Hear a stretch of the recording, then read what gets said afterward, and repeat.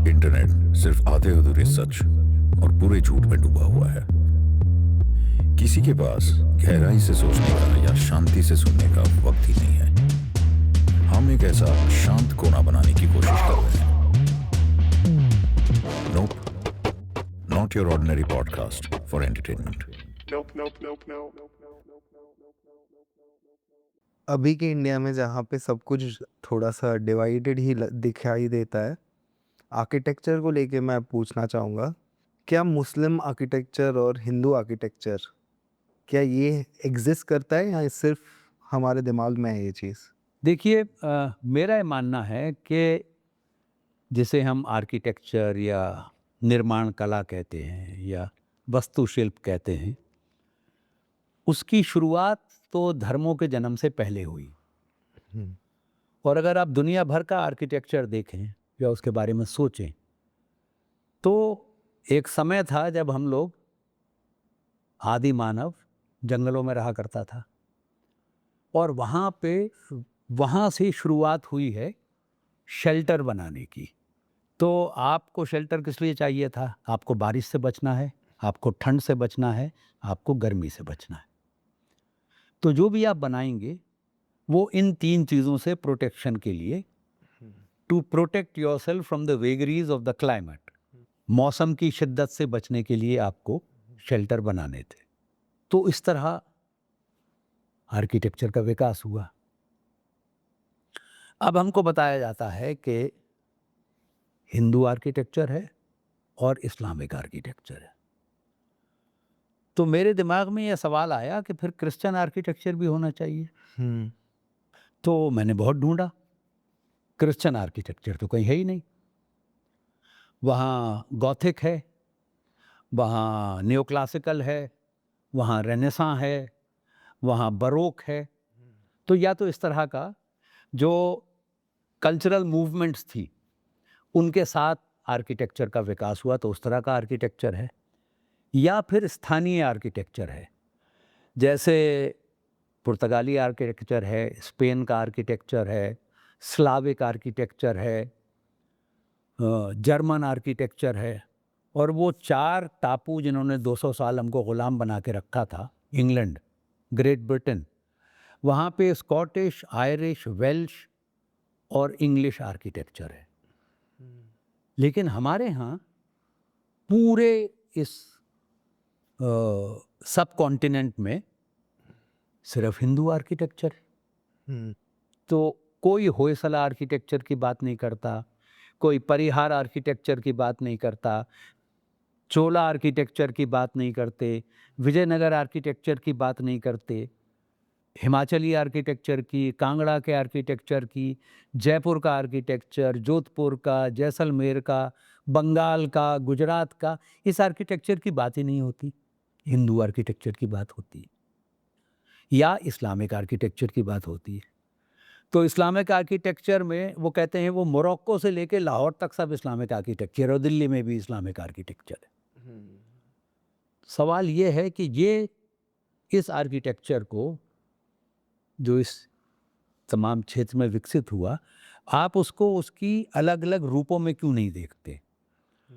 अफ़गानिस्तान का आर्किटेक्चर अलग है, ईरान का आर्किटेक्चर अलग है, लीबिया का आर्किटेक्चर अलग है, मोरक्को का आर्किटेक्चर अलग है, उज़्बेकिस्तान का आर्किटेक्चर अलग है। उस सबको आप इस्लामिक आर्किटेक्चर कहते हैं। जो मंदिर की शक्ल तमिलनाडु में है वो हिमाचल में बिल्कुल नहीं है। बंगाल के टेम्पल की आर्किटेक्चर की जो शक्ल है वो गुजरात के आर्किटेक्चर की शक्ल जैसी नहीं है। ये सब हिंदू कैसे हो गया, वो सब इस्लामिक कैसे हो गया? तो मेरा ये मानना है कि ये जब हमको कॉलोनाइज़ किया गया, जब अंग्रेज़ों ने आके हमारे ऊपर शासन किया, तो उन्होंने ये शुरुआत की। जैसे उन्होंने इतिहास को 3 हिस्सों में बांटा, हिंदू पीरियड, मुस्लिम पीरियड और ब्रिटिश पीरियड। अब जो हिंदू पीरियड है उसमें बहुत सारे बौद्ध राजा थे, जैन राजा थे, चारवाक को मानने वाले राजा थे। उन सबको हिंदू बना दिया आपने। जो उनके बाद आए उनको आपने इस्लामिक कह दिया। उसके बाद जब अंग्रेज़ आए तो वो उसको आप क्रिश्चियन पीरियड नहीं कहते, उसको आप ब्रिटिश पीरियड कहते हैं, इंग्लिश पीरियड कहते हैं। यही बदमाशी उन्होंने आर्किटेक्चर के साथ की। अब कुछ देर के लिए मान लेते हैं कि इस्लामिक आर्किटेक्चर है, तो अगर इस्लामिक आर्किटेक्चर है तो कम से कम सारी मस्जिदें तो एक जैसी दिखनी चाहिए, क्योंकि मस्जिद से ज़्यादा इस्लामिक तो आप हो नहीं सकते। तो और हिंदुस्तान में सबसे ज़्यादा कंसंट्रेशन मुसलमानों का कश्मीर में है। Inside the valley there more than 90% Muslim population. Kashmir में किसी भी मस्जिद में डोम नहीं है ही नहीं, एक मस्जिद के अलावा। वो मस्जिद हज़रत बल मॉस्क है, जो मेरे चाचा ने बनाई थी, जो दिल्ली से गए थे, जो आर्किटेक्ट थे, और उनके जहन में ये बात थी कि मस्जिद है तो उसमें डोम और मीनार होना चाहिए, तो उन्होंने वहाँ बना दी। कश्मीर में उसके अलावा किसी मस्जिद में डोम नहीं है, मीनार नहीं है, बहुत सी मस्जिदों में आर्च भी नहीं। और ये सिर्फ कश्मीर में नहीं है, हिंदुस्तान में इस्लाम सबसे पहले केरला में आया। केरला में जो सबसे पुरानी मस्जिद है चेरामन मॉस्क, उसकी 1954 की फोटोग्राफ्स हैं। उस मॉस्क के बारे में माना जाता है कि वो बनी जब थी when prophet Muhammad was alive. Cheraman एक लोकल राजा था नॉर्थ केरला का। He heard of this new religion, वो वहाँ गए, अरब, हज़रत मोहम्मद से उनकी मुलाकात हुई, वो मुसलमान हो गए, लौट के वापस आ रहे थे, बीमार हो के मर गए। तो उन्होंने अपने साथियों से कहा कि गांव में मस्जिद बनाना। वो मस्जिद वहाँ पर है, अभी इस्तेमाल होती है। उस मस्जिद में ना डोम है, ओरिजिनल बिल्डिंग में ना डोम था, ना आर्च थी। केरला के किसी भी जैसे किसी घर जैसी बनती थी, टाइल की छतें थी और इसके नारियल के पत्तों से उसको कवर किया हुआ था और लकड़ी की बिल्डिंग थी। वो आज भी फंक्शन करती है। एक मस्जिद गुजरात में है, कैम्बे में, उसके बारे में माना जाता है कि उससे भी पहले की बनी हुई है, और जो अरब के ट्रेडर्स आते थे हिंदुस्तान से व्यापार करने, उन्होंने बनाई थी। बरवाडा मॉस्क कहलाती है वो। उसमें भी डोम नहीं है, आर्च नहीं है, मीनार नहीं। चीन में एक ख़ास पॉपुलेशन है मुसलमानों की, चीन की किसी भी मस्जिद में डोम नहीं है। इंडोनेशिया, जहाँ बहुत बड़ा कंसंट्रेशन है मुसलमानों का, वहाँ पे किसी पुरानी मस्जिद में डोम नहीं है। मलेशिया में किसी पुरानी मस्जिद में डोम नहीं है। ब्रिटिश पीरियड में जो अंग्रेज़ आर्किटेक्ट्स ने मस्जिदें बनाई वहाँ पर, उनमें डोम है। तो ये तो आप ट्रैवल करें या इनकी तस्वीरें ढूंढें, आपको ये इन्फॉर्मेशन मिल जाएगी। अगर आप किसी से पूछें कि इस्लामिक आर्किटेक्चर क्या होता है, तो वो आपको बताएंगे कि उसमें डोम होता है, उसमें आर्च होती हैं और उसमें मीनार होते हैं। तो अगर हम इन तीनों की हिस्ट्री थोड़ी सी खंगाल लें तो आपको ये पता चलेगा कि दुनिया में पहला डोम रोम में बना था, और रोम में बना था before the birth of Christ. इस्लाम से तो बहुत पहले, ईसा मसीह के जन्म लेने से पहले डोम बन चुका था, और वो सुना जाता है कि रोम की सीनेट के लिए बना था, वो सेकुलर यूज के लिए बना था। और इसलिए आज आप देखें दुनिया की बहुत सारी पार्लियामेंट्स आज भी सर्कुलर हैं, क्योंकि पार्लियामेंट में जो मेंबर्स हैं उन सबकी बराबर पावर्स होती हैं। कोई हेड ऑफ द टेबल नहीं है, तो people sit in a circle, इसीलिए राउंड टेबल कॉन्फ्रेंस होती है। कोई हेड ऑफ द टेबल नहीं है, सब बराबर हैं। तो ये स्ट्रक्चर एक सर्कुलर रूफ के अंदर एक अनक्लोज स्पेस जिसमें पिलर्स नहीं हैं, where everybody can see everybody else, वो रोमन सीनेट के लिए बना था। जब वो बन गया तो जुडाइज्म, यहूदियों का धर्म, उससे पहले से एग्जिस्ट करता है, वो कॉन्ग्रीगेशनल रिलीजन है। तो उन्होंने ये सोचा कि इस बिल्डिंग को तो हम इस्तेमाल कर सकते हैं। तो the first people who use the dome for worship were the Jews. उसके बाद क्रिश्चियंस ने उसको इस्तेमाल किया, तो मुसलमानों के पास तो थर्ड हैंड पहुंचा डोम। तो वो आर्किटेक्चर इस्लामिक कैसे हो गया? आर्च, मेहराब, उसके बिना डोम नहीं बन सकता। जब तक आप आर्च बनाना नहीं सीख लेते, जब तक आप डोम नहीं बना सकते। आर्च को बनाया सुमेरियंस ने, and the Sumerians were one of the oldest civilisations in the world. मेरा ख्याल है मोहनजोदाड़ो के समय की या उससे थोड़े पहले की सभ्यता है। उनके पास भी मोहनजोदाड़ो की तरह वाटर सप्लाई का एक बहुत बड़ा नेटवर्क था। मोहनजोदाड़ो में हम बड़ी बड़ी वुडन, वो मिट्टी की टाइल से नालियों को ढका करते थे। सुमेर में वो उसके ऊपर टनल बनाते थे, और टनल बिना आर्च के नहीं बन सकता। रोमन्स ने आर्च वहाँ डिस्कवर की, उसको लेके गए और उन्होंने एक्वाडक्ट्स बनाए। एक्वाडक्ट से इवॉल्व होके वॉल्टेड रूफ बनी। जितने पुराने चर्च हैं उनकी छतें वॉल्टेड रूफ हैं, कहीं उसमें बीच में पिलर नहीं होते, सारा वेट छत का दीवारों पर होता है, और उसका एक लंबा सा कॉरिडोर है जिसके बीच में कोई पिलर नहीं है। एक तरफ जीसस क्राइस्ट की तस्वीर या मैरी की तस्वीर होती है, वहीं पादरी खड़ा होता है, बाकी सब लोग बैठ के देखते हैं।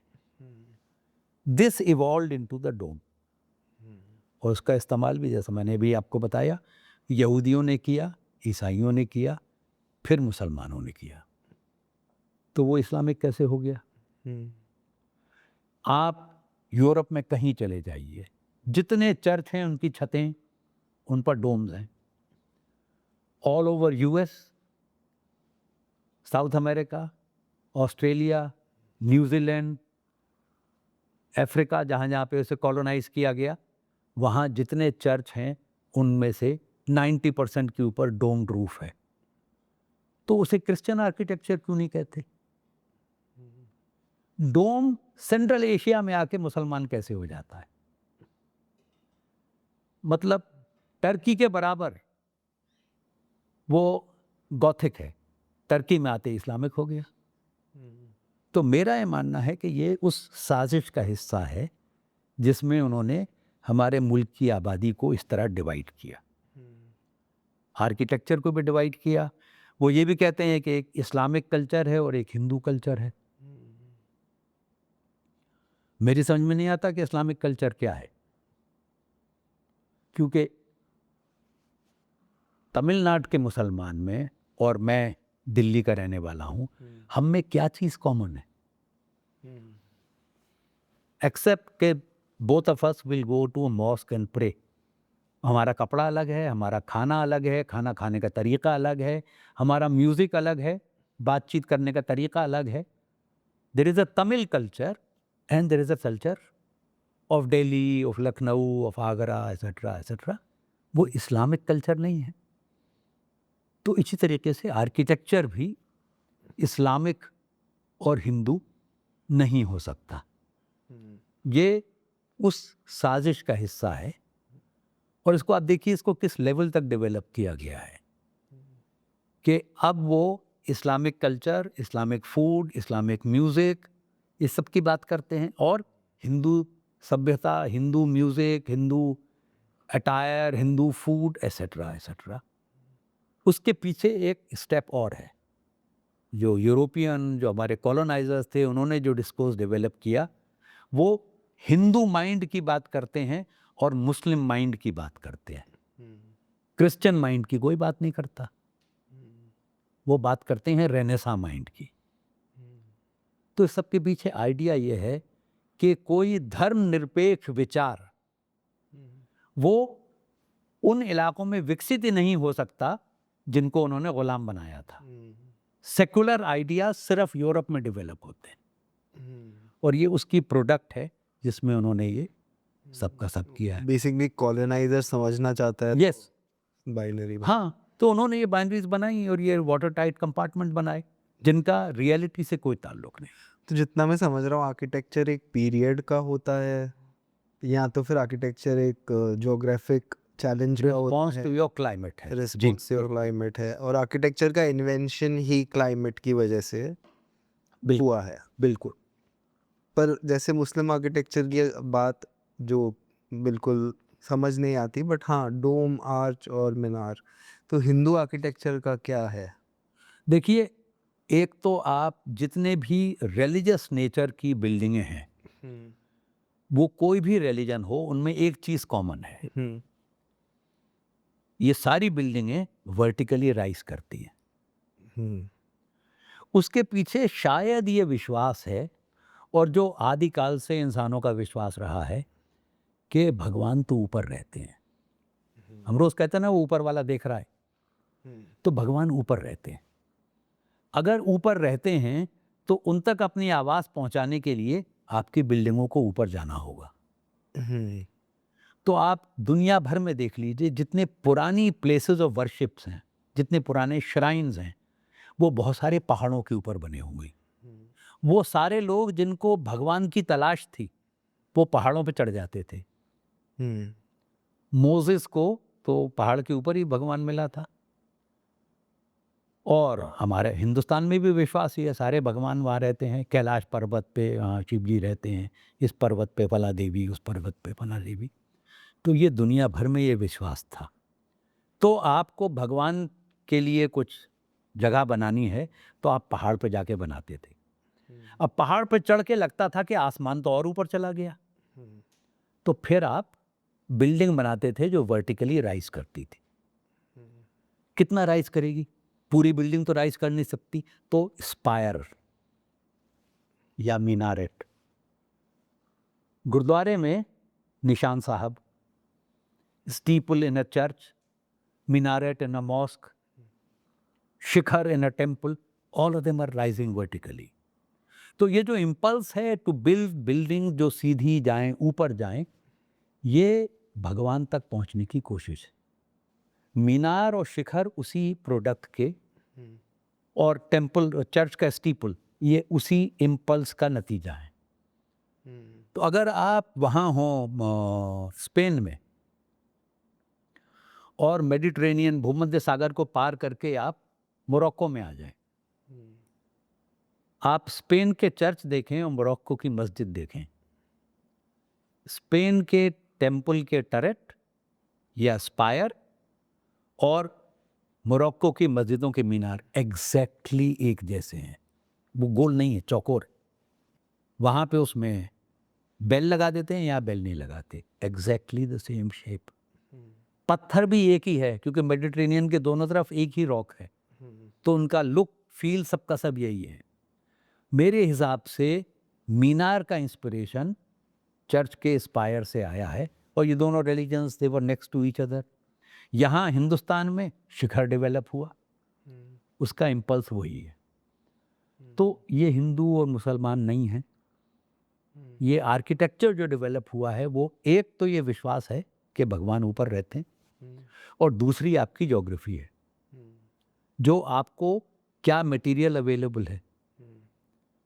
जहाँ पर हैवी रेनफॉल होती है, वहाँ स्लोपिंग रूफ होगी, फ्लैट रूफ नहीं होगी। अगर फ्लैट रूफ नहीं है तो डोम नहीं होगा। अब तो आप डोम कहीं भी बना लेंगे प्री स्ट्रेस कंक्रीट से, पर जब वो इवॉल्व हुआ था, वो सिर्फ फ्लैट रूफ पर ही बन सकता था। तो मेडिटेरेनियन के दोनों साइड पर डोम बनना शुरू हुए, और इस्तांबुल, वहाँ पे बहुत अच्छी एग्जाम्पल है, आया सोफिया। वो ग्रीक ऑर्थोडॉक्स लोगों ने चर्च बनाया था। उसके बाद ग्रीक ऑर्थोडॉक्स और रोमन कैथोलिक से बीच में युद्ध हुआ। ग्रीक ऑर्थोडॉक्स लोग हार गए, रोमन कैथोलिक्स ने कब्जा कर लिया, तो वो रोमन कैथोलिक चर्च बन गया। फिर उस इलाके में मुसलमानों का, बाइजेंटियन मुस्लिम्स आ गए, उन्होंने कब्जा कर लिया। वही बिल्डिंग मस्जिद बन गई, आया सोफिया। उसके बाद कमाल अतातुर्क आए, और उन्होंने कहा ये बिल्डिंग 3 रिलीजन्स की होली प्लेस है, तो इसको हम म्यूजियम बना देते हैं, जिसको आना है वहाँ पे अपनी पूजा करे, नमाज पढ़े, लेकिन ये ना मस्जिद होगी ना चर्च होगा। फिर अभी आजकल के जो प्रेसिडेंट है टर्की के, वो आ गए, उन्होंने दोबारा उसको मस्जिद बना दिया। वो जो बिल्डिंग का तो कोई रिलीजन नहीं है ना। पहले वहाँ ग्रीक ऑर्थोडॉक्स चर्च था, उसके बाद वहाँ रोमन कैथोलिक चर्च बना, उसके बाद वहाँ मस्जिद बनी, उसके बाद वहाँ म्यूजियम बना, अब वो फिर मस्जिद बन गई है। तो आर्च के ऊपर लैटिन लिख देने से वो क्रिश्चियन नहीं हो जाएगी, उस पे अरबी लिख देने से वो मुस्लिम नहीं हो जाएगी, उस पे संस्कृत के श्लोक लिख देने से वो हिंदू नहीं होगी। आर्च तो आर्च ही रहेगी। तो मेरा मानना यह है कि आर्किटेक्चर का कोई धर्म नहीं हो सकता। आर्किटेक्चर आपका रिस्पॉन्स है अपने क्लाइमेट से, उससे बचने के लिए आप कैसी बिल्डिंग बनाएंगे, क्या यूज करना चाहते हैं वो उसकी शक्ल तय करेगी, और आपके पास कैसी टेक्नोलॉजी, ये तीन चीजें मिलकर आर्किटेक्चर को तय करती हैं।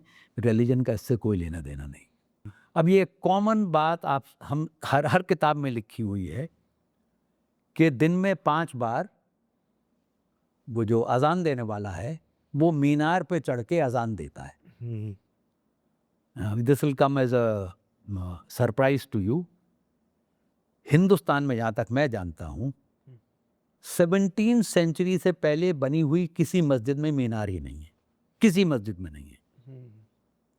जो पहली मस्जिद जिसमें मीनार है, जिस पे आप चढ़ सकते हैं, वो शाहजहां ने बनाई, दिल्ली की जामा मस्जिद। उससे पहले किसी मस्जिद में मीनार ही नहीं है। तो अजान कहाँ से दी जाती थी? अगर आप ये कहते हैं कि मीनार पर चढ़ के अजान दी जाती है, तो मीनार ही नहीं है। किसी लोधी मस्जिद में मीनार नहीं है, किसी तुगलक पीरियड की मस्जिद में मीनार नहीं है। कुतुब मीनार एक मीनार है जो दिल्ली की पहली मस्जिद के साथ बना हुआ है, लेकिन वो मीनार मस्जिद का हिस्सा नहीं था, वो विक्ट्री टावर था। और मैंने उस पर टेस्ट किया है। पहली मस्जिद पे खड़े होकर चीखो, तुम्हारा गला बैठ जाएगा, ज़मीन पे आवाज़ नहीं आती। I have tested it.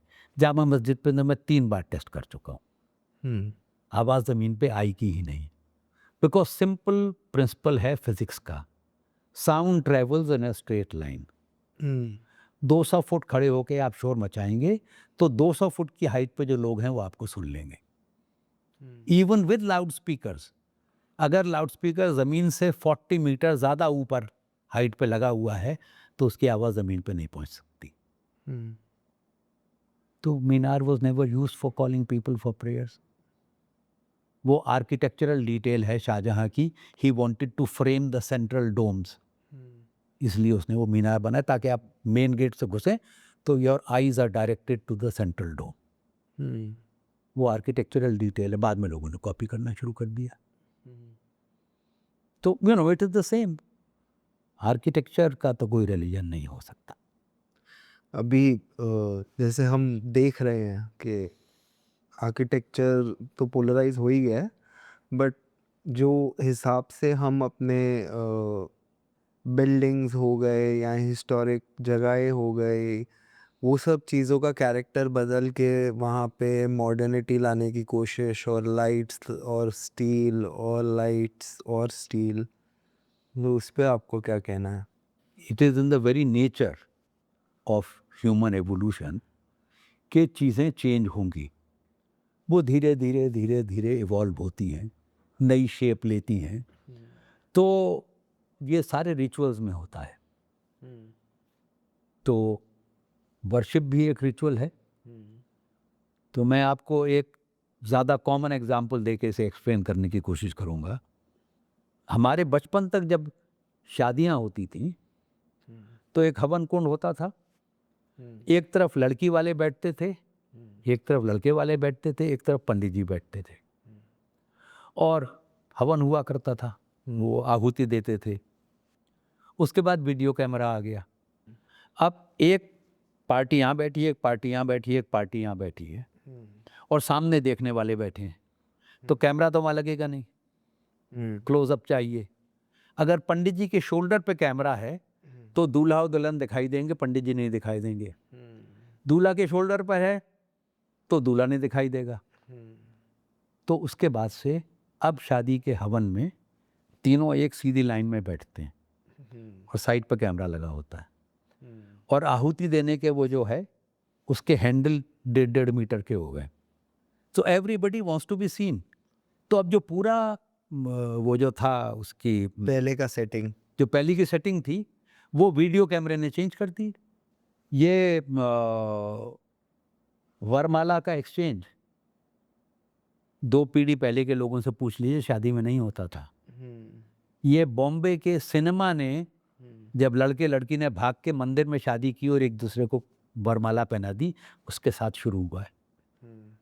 100 साल की भी हिस्ट्री नहीं है इसकी। उससे पहले सिर्फ स्वयंवर में और गंधर्व विवाह में वरमाला होती थी और किसी रिचुअल में नहीं होती थी।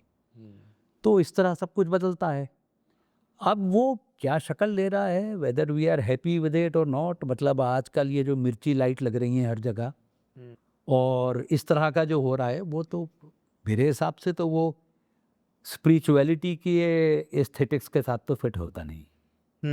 और किसी भी तरह का रिस्टोरेशन नहीं है। रिस्टोरेशन तो नहीं है ये रिस्टोरेशन बिल्कुल नहीं है और वो तो एक्चुअली दर्दनाक है। अब आप बहुत सारे पुराने श्राइन्स में, पुराने मंदिरों में उनकी मुरम्मत पुराने तरीके से करने के बजाय आप उन पे बाथरूम टाइल्स लगा रहे हैं। वन टाइम इन्वेस्टमेंट है, उसके बाद उसकी फिक्र ही नहीं करनी। तो चमचमाती हुई बाथरूम टाइल्स वो आपने लगा दी श्राइन्स के ऊपर। और ये जो हमारे यहाँ डिवीजन किया गया है, उससे हमारी जो आर्किटेक्चरल हेरिटेज है उसका बहुत नुकसान हो रहा है। बिकॉज आपने कह दिया कि ये तो हमारी हेरिटेज नहीं है, तो मुसलमानों की बनाई हुई है। अगर आप उन बिल्डिंगों को देखें तो उनको, चाहे वो मंदिर हो, चाहे वो फोर्ट्स हो, चाहे वो हो, इस तरह की बिल्डिंग्स आपको दुनिया में और कहीं नहीं मिलती। ये हिंदुस्तान में विकसित हुई और जितने हमारे ट्रेडिशनल मोटिव्स हैं वो सब उनके अंदर पाए जाते हैं। हर डोम के ऊपर आपको कलश रखा हुआ दिखेगा। दुनिया में किसी मंदिर, किसी भी डोम के ऊपर आपको कलश नहीं दिखेगा। कलश हिंदुस्तान में है। हर डोम के ऊपर लोटस बना हुआ है, वो सिर्फ हिंदुस्तान में मिलता है। तो डोम वहां से आया सेंट्रल एशिया से, हमारे मेसन्स ने उसके ऊपर लोटस बनाया। पर लोटस क्यों बनाया? क्योंकि उसको ये बताया गया था कि ये डोम जो है ये हेवन को रिप्रेजेंट करता है और जो हाईएस्ट पॉइंट है डोम का, that is the throne of God. और हमारे यहाँ भगवान कमल के फूल में बैठते हैं। तो हमारे मेसन्स ने डोम के ऊपर लोटस बना दिया। तो when we talk of a syncretic tradition, जो एक साझी विरासत है, वो ऐसे विकसित होती है। एक दूसरी चीज़ जो हमेशा लोग डिस्कस करते रहते हैं, जैसे हमने रिस्टोरेशन की बात की, काफ़ी ऐसे बिल्डिंग्स, मॉन्यूमेंट्स, फोर्ट्स है जो मतलब 500 साल, 600 साल से बिना मरम्मत के चल रहे हैं।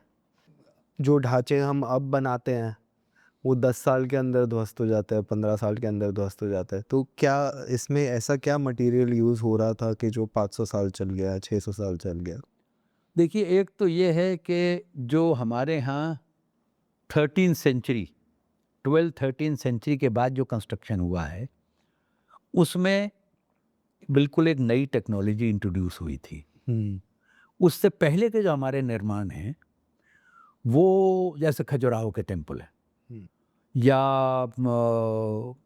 रामेश्वरम का टेम्पल है, जितने पुराने हमारे टेम्पल हैं, वो बहुत बड़े बड़े ब्लॉक्स ऑफ स्टोन से बनते थे, बड़े बड़े पत्थर, और उनको बहुत प्रिसाइसली काटा जाता था। नीचे वाले पत्थर में ऊपर वाला पत्थर फिट होता था, जैसे हम लकड़ी के जॉइंट लगाते हैं, डफ टेलिंग का जो जॉइंट है, उस तरीके से हम पत्थर में पत्थर फिट करते थे, क्योंकि पहले हम लकड़ी से बनाते थे। फिर जब हमारे पास पत्थर काटने वाले औजार हमने बना लिए और कार्बन स्टील बना लिया, तब हमने पत्थर काट के, लेकिन हमने टेक्निक वही इस्तेमाल की जिससे हम लकड़ी से बिल्ड करते थे। वो इतने प्रिसाइसली काटे जाते थे कि अर्थक्वेक में भी, भूकंप में भी वो शिफ्ट नहीं होते थे। तो उसमें कहीं प्लास्टर नहीं है, पत्थर पे पत्थर फिट है और इतने टाइटली फिट हैं कि वो जो सन टेम्पल है कोणार्क में, any number of examples I can give you. 13th century onward एक नई टेक्नोलॉजी आती है। वो अफ़गानिस्तान से जो लोग आते हैं, ईरान से जो लोग आते हैं, बट ख़ास तौर से अफ़गानिस्तान के लोग, वो रबल से बिल्ड करते हैं और उस रबल को जोड़ने के लिए वो एक प्लास्टर इस्तेमाल करते हैं। लाइमस्टोन और ये क्रश्ड ब्रिक्स, ईंटें बनाते थे, पकाते थे, उनका चूरा कर लेते थे और लाइमस्टोन को पका के फिर पानी में मिला के उसे रख देते थे। हफ्ते भर में वो एक चिपचिपी लई सी बन जाती है। उसमें ईंटों का गारा मिलाते थे, उससे प्लास्टर बनता था। इस प्लास्टर को सूखने में 1 साल लगता है, 1 साल। और अगले 40 साल में वो प्लास्टर मैच्योर होता है। उसको हमने रिप्लेस किया पोर्टलैंड सीमेंट से, जो अंग्रेज लेके आए। और ये आता है कुछ 18 सेंचुरी में। हाँ, late 18th early 19th century में पोर्टलैंड सीमेंट आती है। उससे पहले जो हम ब्रिक इस्तेमाल कर रहे थे उसे लखौरी कहते हैं। वो इतनी पतली ब्रिक होती है, इतनी पतली ब्रिक और इतनी इससे ज़्यादा मोटी प्लास्टर की लेयर। वो जब पूरी तरह सूख जाता था उसके बाद तो वो 200 साल 300 साल से कुछ नहीं होता, लेकिन उसमें प्लास्टर बहुत लगता था। तो अंग्रेज़ों ने पहले तो वो प्लास्टर रिप्लेस किया सीमेंट से, फिर उन्होंने बड़ी ईंट बनाई 3 inch by 5 inch by 8 inch, जो स्टैंडर्ड ब्रिक आज होती है। इस ब्रिक के लगने से प्लास्टर का यूज़ 80% कम हो गया और वो लाइमस्टोन प्लास्टर के बजाय पोर्टलैंड सीमेंट इस्तेमाल होने लगी। इस बिल्डिंग की उम्र ही 75 साल है। उस प्लास्टर को तो मैच्योर होने में 40 साल लगते हैं। ये पूरी बिल्डिंग ही, इसकी उम्र ही 70 से 75 साल है। तो आप जब ये मटेरियल इस्तेमाल करेंगे तो उसका नतीजा तो ये निकलना ही है। So that is why you don't have the buildings that last. मतलब अब जयपुर का किला देख लीजिए आप, आमेर का किला देख लीजिए, अकबर का बनाया हुआ किला देख लीजिए, और उस पीरियड में हिंदुस्तान भर में जो किले बने, जंगीरा का किला है महाराष्ट्र में, वो सैकड़ों साल पुराने, कुछ नहीं हुआ है उनको, बिकॉज उन्हें बनाने की जल्दी नहीं थी, आराम से बनाते थे। अब तो मैंने कुछ दिन पहले एक इश्तिहार देखा था, नोएडा में एक 26 फ्लोर की बिल्डिंग बनी थी 13 मंथ्स में। सीमेंट कंक्रीट का ढांचा बनाया, उसमें शीशा फिट कर दिया, बन गया। तो that kind of structure you can build, उसमें कोई प्रॉब्लम नहीं है, उसमें हेरिटेज नहीं होती है उसमें, और it doesn't even suit our climate. काफ़ी लोग आर्ग्यू करते हैं कि सीमेंट की वजह से काफ़ी हेरिटेज ख़त्म हो गया। हाँ, और बल्कि अनफॉर्चुनेटली जब हम हरकतें करते हैं, अभी जब ये G20 हुआ था तो दिल्ली में शायद 25-30 मॉन्यूमेंट सेलेक्ट किए गए जिनको फेस लिफ्ट करनी है, और ASI वॉज गिवन 20 days कि उनको शिप शेप कर दो। उन्होंने सीमेंट लगा दी और उसके ऊपर पेंट कर दिया। उन सारी बिल्डिंग्स की ऐसी तैसी होने वाली है, क्योंकि चूने का प्लास्टर और सीमेंट का plaster one next to the other, जब बारिश होती है दे रिएक्ट डिफरेंटली। और जब बारिश बंद हो जाती है, limestone plaster becomes bone dry, cement plaster always retains some moisture. Winter में दे श्रिंक डिफरेंटली, और जहाँ भी क्रैक होता है वो हर बारिश के बाद वाइडन होता जाता है। Eventually the entire building will crack because you have used cement somewhere जहाँ पे limestone plaster use होना चाहिए था। लाइमस्टोन प्लास्टर तो is a thing of the past. नहीं, अभी तक जहाँ ASI के पास समय होता है तो वो लाइमस्टोन प्लास्टर इस्तेमाल करते हैं। अच्छा, पर समय नहीं है, 20 दिन में आपको बनाना है तो 20 दिन में तो सीमेंट ही लगेगी, ऑप्शन ही नहीं है सर, कुछ और ऑप्शन ही नहीं है। क्योंकि टूरिस्ट को तो अच्छी बिल्डिंग दिखाई जानी चाहिए ना, दूर से जो अच्छा हाँ लगे। दूर से अच्छी लगे। जैसे हम अभी भी जो चीज़ें हम आगे जाके बनाएंगे, मतलब इसमें जो बिल्डिंग्स की तो बात हो रही है, उसमें तो चाइना का बहुत बड़ा हाथ है उसमें कि कितना जल्दी बिल्डिंग बन सके। वो तो उनका ही दिमाग है, कुछ M1 टेक्नोलॉजी वो लगाते हैं, जो माले पे माले आप डालिए, कोई स्ट्रेस नहीं है। अगर कोई सस्टेनेबल आर्किटेक्चर की तरफ जाना चाहे तो क्या मटेरियल्स वो यूज़ करे और क्या एग्जाम्पल्स अगर आपने कहीं देखे हो तो? देखिए हमारे यहाँ बहुत सारे कई मॉडर्न आर्किटेक्ट्स जिन्होंने हमारे जो ट्रेडिशनल बिल्डिंग टेक्निक्स हैं उनसे लर्न करके और उनको उनसे मॉडर्न आर्किटेक्चर की फील्ड में उन्होंने एक्सपेरिमेंटेशन किया है। तो लॉरी बेकर थे, उन्होंने बहुत अच्छा काम इसमें किया। रोमी खोसला हैं जिनका सारा काम लद्दाख और सेंट्रल एशिया के आर्किटेक्चर के ऊपर उनका काम है और उन टेक्निक्स को उन्होंने इस्तेमाल किया है बिल्डिंग्स बनाने में। तो ये जो टेक्निक्स हमारे मौसम के हिसाब से हैं, जो हज़ारों साल में विकसित हुई हैं, उनको हम आजकल की बिल्डिंगें बनाने में भी इस्तेमाल कर सकते हैं। तो और उसको हम करेंगे तो एक तो वो हमारे वेदर के लिए सूटेड है, उसमें मेंटेनेंस आपको करनी पड़ती है ज़्यादा, लेकिन उसके लिए भी नई कोशिशें की गई हैं कि आप मड प्लास्टर के अंदर कुछ और चीज़ें मिला देते हैं तो उसको फिर हर साल आपको नया प्लास्टर नहीं करना पड़ता। इस तरह उसकी लॉन्जिविटी बढ़ाई जा सकती है।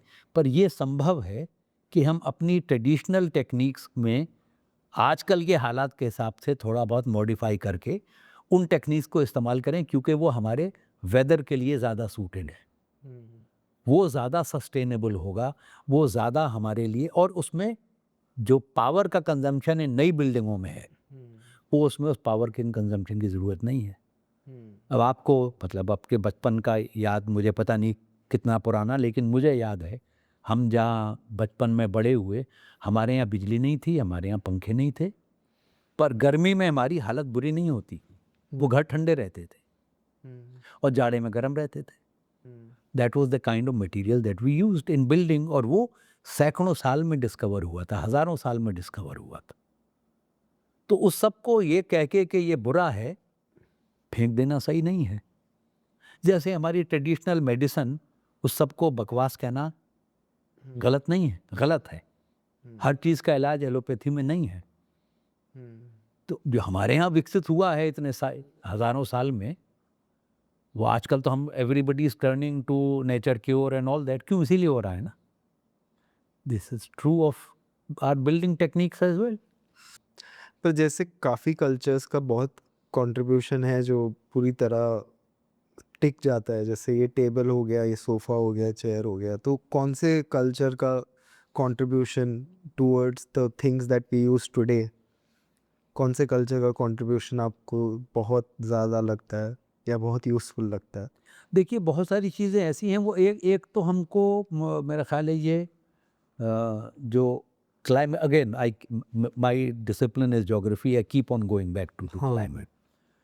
तो ये जो पूरा ईस्ट है, साउथ अमेरिका ले लीजिए, अफ्रीका ले लीजिए, ये पूरा का पूरा एरिया हमारा ले लीजिए, चाइना, ये इस सारे इलाके के अंदर हमारे यहाँ ट्रेडिशन है ज़मीन पे बैठ के खाने का। हमारे यहाँ फर्नीचर नहीं था, तो फर्नीचर जितना आया है ये तो पिछले 300 साल का है। आप आज सेंट्रल एशिया में चले जाइए, वहाँ भी फर्नीचर 200, 300, 400 साल से पहले का नहीं है।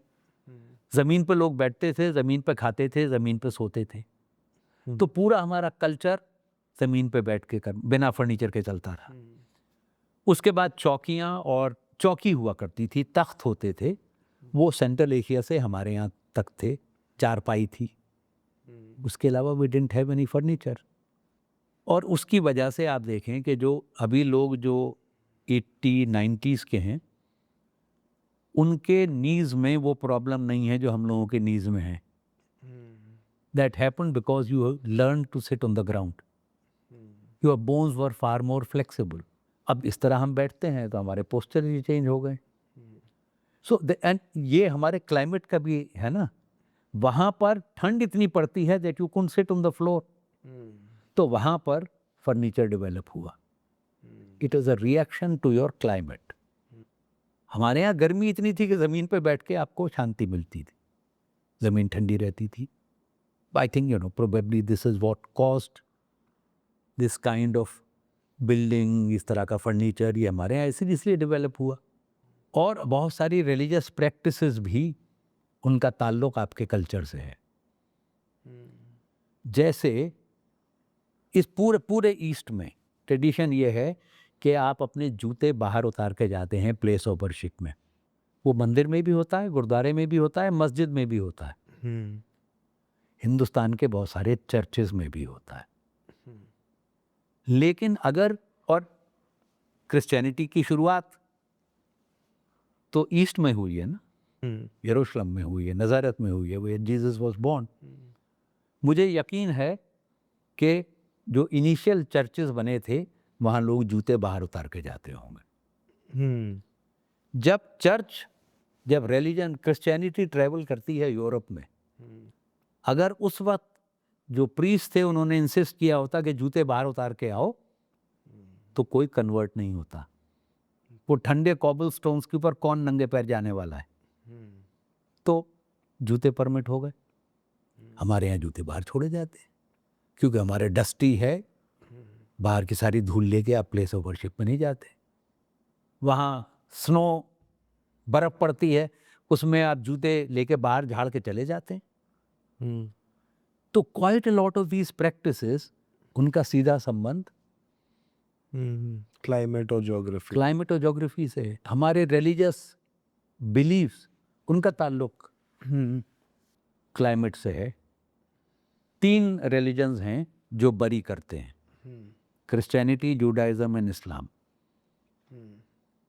ऑल द अदर रिलीजन्स, उनमें बहुत सारे रिलीजन्स हैं कटिंग अक्रॉस, जो क्रिमेट करते हैं। पेड़, हाँ, वुड कहाँ से है? एब्सोल्युटली। वहाँ लकड़ी नहीं थी तो वो बरी करेंगे। हमारे पास लकड़ी है, हमारे यहाँ बरी भी करते हैं, क्रिमेट भी करते हैं, जल समाधि भी देते हैं साधुओं को, इन सबको तो जल समाधि दी जाती। हमारे पास पानी है, हमारे पास मिट्टी भी है और हमारे पास लकड़ी भी है। Actually think of it, the idea of rebirth वो सिर्फ एग्रीकल्चरल कम्युनिटीज में पैदा होता है। ये जो तीनों सेमाइटिक रिलीजन्स हैं, इनके फाउंडर्स तो शेपर्ड्स थे। Agricultural practice is not their daily experience. Rebirth का आइडिया पैदा होता है, stalk of grass dies, the seed is dead, and then from that another stalk rises. This is the idea of rebirth. I think that is how ये idea पैदा हुआ होगा। ये Moses, Christ और मोहम्मद का डेली एक्सपीरियंस नहीं है, because they were not peasants. तो this idea is also the idea of how you look at the world, वो आपके क्लाइमेट से ही तो इन्फॉर्म होगा। Then the use of the kalash, वो कैसे मसोलियम्स में और मॉस्क में इनकॉर्पोरेट हुआ है, और हर डोम के ऊपर कलश बने हुए हैं। This also evolved over 300 years. So, when we talk of this syncretic tradition in our culture, तो ये तो हमारे आर्किटेक्चर में it is carved in stone. Swastika का इतना इस्तेमाल है फतेहपुर सीकरी में, लाहौर का जो किला है उसके मेन गेट के ऊपर, कहाँ नहीं है swastika. But it is not only in India. Isfahan की हर मस्जिद में स्वास्तिक है, उज़्बेकिस्तान की हर मस्जिद में स्वास्तिक है। Swastika has nothing to do with Hinduism. So you can actually show कि स्वास्तिक ने where did it originate and how did it spread. तो क्या symbolic relevance क्या था उसका? You see, my gut feeling is that when the movement out of Africa begins, you reach a point of time when you reach the Sahara Desert. And those who turned east, they reached the coast of Africa about 60,000 years from today. And suddenly you are in the desert or in the ocean and you have no sense of direction. So how do you find out किधर से आए थे, किधर जाना है? You start looking heavenwards. and you find this one star that does not move. It's a dim star. Finding that star is not easy. And then they realize that there is this constellation that is always next to the star, the Big Bear. And the Big Bear in 4 seasons appears in 4 different directions. To the east in spring, to the west in autumn, to the north in winter, and to the south in summer. Summer, correct. These are the Saptarishi, that is the North Star. And this you find in every civilization that has grown north of the equator. Which is almost every civilization. No, south of the equator, the civilization that grew in Africa and in South America, and the aborigines of Australia, Yeah, they don't have the they don't need it. swastik Sir. because they couldn't see it. They saw the Southern Cross. Right. But the Lapland people have it, Uzbeks have it, Tajiks have it. This is all over, except in the southern hemisphere. Thank you so much आपके time के लिए, बहुत अच्छा लगा आपसे बात करके.